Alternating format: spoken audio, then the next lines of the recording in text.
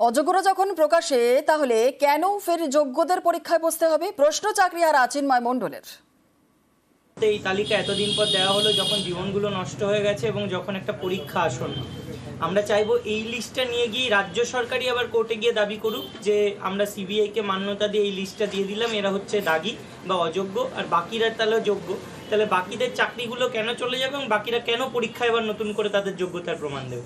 এটাই তো এখন সব থেকে বড় প্রশ্ন। আর আমরা দেখতে পাচ্ছি বিচার ব্যবস্থার কাছেও আমরা সত্যিই খুব আমাদের নিজেরা অসহনীয় হয়ে পড়েছি, যে যেখানে গিয়ে বিচার ব্যবস্থার কাছে সঠিক বিচারটা আমরা পাচ্ছি না। চাকরি ফিরলে তবেই স্বস্তি, মন্তব্য সুমনের। আজকের দিনে আমরা কিছুটা স্বস্তি পেলেও আমাদের যোগ্য চাকরি জবে ফিরবে সেদিনই আমরা স্বস্তিতে আনন্দে আপনাদের সামনে কথা বলতে পারবো। সুপ্রিম কোর্টের নির্দেশে অযোগ্যদের তালিকা প্রকাশ, এসএসসির লিস্টের সামনে আসেই তৃণমূল বিজেপির তরজা তুঙ্গে। স্বাধীনতার পরে কোথাও হয়নি, এমনকি ত্রিপুরায় যে বাম সরকারের 10,000 সামথিং প্রাইমারি গেছিল, সেখানেও কিন্তু সরকার তাদের অযোগ্য স্বীকার করেনি। এখানে অন রেকর্ড 1803 জনের চাকরি অবৈধভাবে মমতা ব্যানার্জি সরকার দিয়েছে, স্বীকার করার মধ্য দিয়ে প্রমাণিত হলো এই সরকার, যারা সংবিধানকে সামনে রেখে মন্ত্রগুপ্তের শপথ নিয়েছে, তারা এই ধরনের বেআইনি কাজ করেছে। এটা সম্পূর্ণভাবে কোনো নির্বাচিত সরকার করতে পারে না। সুপ্রিম কোর্টের নির্দেশে এসএসসির আইনজ্ঞ কল্যাণ ব্যানার্জি যে কমিটমেন্ট করেছিলেন সেটা আজকে ফুলফিল করা হয়েছে। যে টেন্টেড বলে যাদের বলা হচ্ছে তাদের তালিকা প্রকাশ করা হয়েছে। সুপ্রিম কোর্ট চেয়েছিলেন। এবার কথাটা হচ্ছে রাজ্য সরকার তথা এসএসসি তাদের কথা রেখেছে এবং আমরা মনে করি সামনের দিনে নির্বিঘ্নে পরবর্তী পর্যায়ে শিক্ষকদের নিয়োগ সুষ্ঠুভাবে হবে, আবার মামলার জালে আটকে যাবে না, কারণ সিপিএম বিজেপি উন্মুখ হয়ে আছে কিভাবে এটাকে আটকানো যায়। জমি বাড়ি ব্যবসা, ইডির দাবি চাকরি বিক্রির টাকায় সাম্রাজ্য গড়েছিলেন জীবন কৃষ্ণ সাহা। কেন্দ্রীয় গোয়েন্দাদের নজরে একাধিক অডিও এবং ভিডিও রেকর্ডিং। ইডির দাবি চাকরি প্রার্থীদের সঙ্গে বড়ুয়ার তৃণমূল বিধায়কের কথোপকথন রয়েছে এই রেকর্ডিংগুলিতে।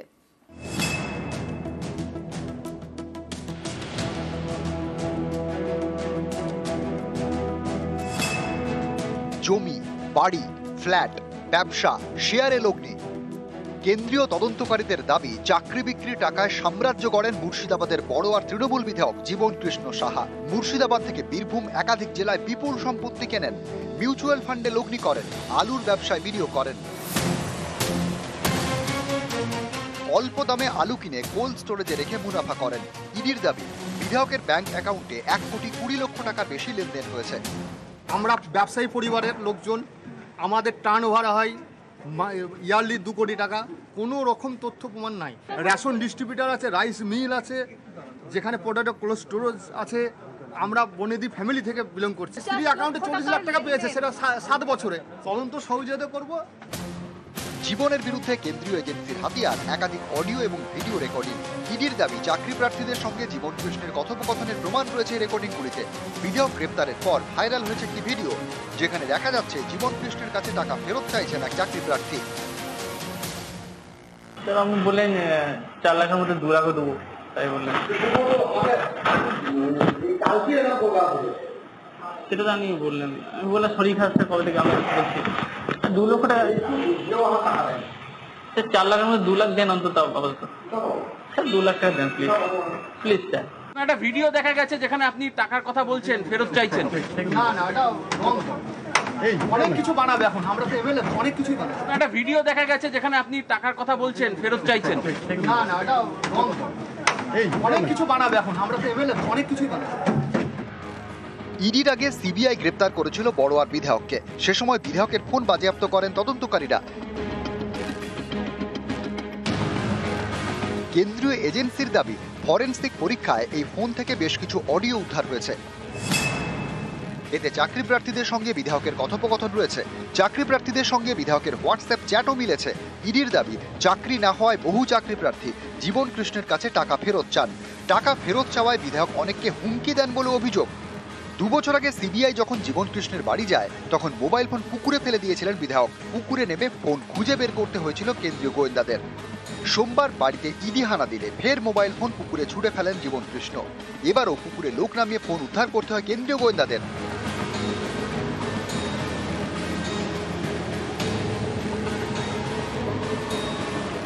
বিধায়কের যদিও দাবি তিনি পুকুরে ফোন ফেলেননি।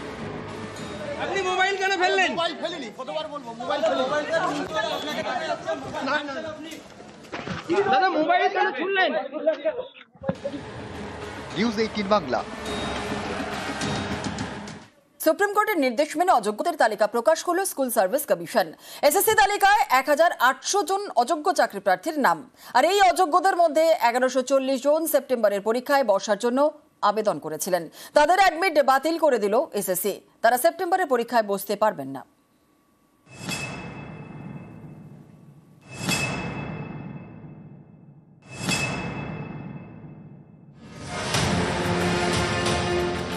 সুপ্রিম কোর্টের নির্দেশ মেনে অযোগ্যদের তালিকা প্রকাশ করল স্কুল সার্ভিস কমিশন। এই তালিকা প্রকাশ করতে এসএসসিকে 7 দিন সময় দিয়েছিল দেশের শীর্ষ আদালত। দুদিনের মাথায় শনিবার নিজেদের ওয়েবসাইটে তালিকা প্রকাশ করল এসএসসি।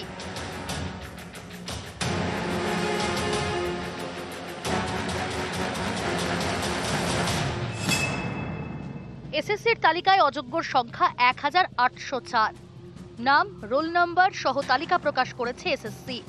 এই অযোগ্যদের মধ্যে বেশিরভাগই 7 এবং 14 সেপ্টেম্বরের পরীক্ষার জন্য আবেদন করেছিলেন। এসএসসির দেওয়া তথ্য অনুযায়ী এমন আবেদনকারীর সংখ্যা 1140। তাদের সবার অ্যাডমিট কার্ড বাতিল করেছে এসএসসি। অযোগ্যদের কেউ পরীক্ষায় বসতে পারবেন না।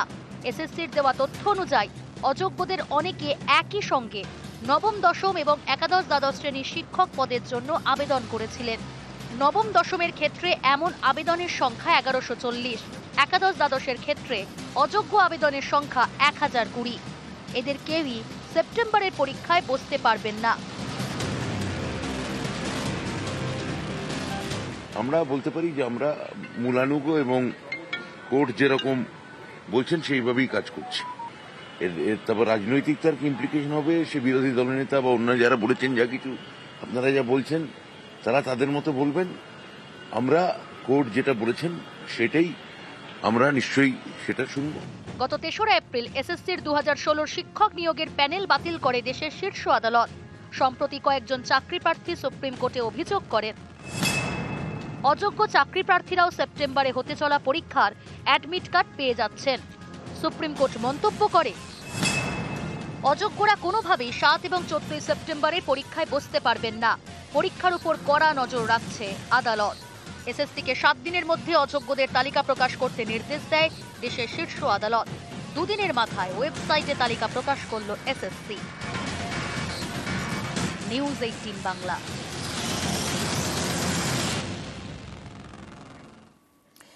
এসএসসির অযোগ্য তালিকায় রাজপুর সোনারপুরের 18 নম্বর ওয়ার্ডের কাউন্সিলর কুহেলি ঘোষ।